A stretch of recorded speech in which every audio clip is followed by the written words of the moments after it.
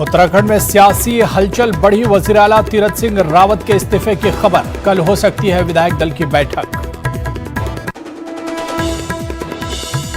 मगरबी बंगाल असेंबली इजलास शुरू होते ही हंगामा। बीजेपी अरकान असेंबली ने इंतखाबात के दौरान हुए तशद्दुद के मामले पर किया हंगामा।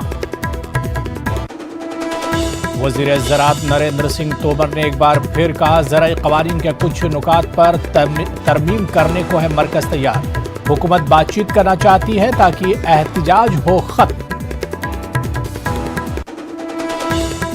महाराष्ट्र गवर्नर और वज़ीर आला के बीच खींचतान। गवर्नर के खत का उद्धव ठाकरे ने दिया जवाब। गवर्नर के मुतालबात को वज़ीर आला उद्धव ठाकरे ने किया मुस्तरद। गवर्नर ने स्पीकर के चुनाव और असेंबली इजलास की मियाद में तौसी का किया था मुतालबा। और जम्मू में हुए ड्रोन हमलों के पीछे लश्कर का हाथ। जम्मू कश्मीर के डीजीपी दिलबाग सिंह का बयान। जम्मू कश्मीर पुलिस और सिक्योरिटी चौकस दहशतगर्दी का जल्द होगा खात्मा।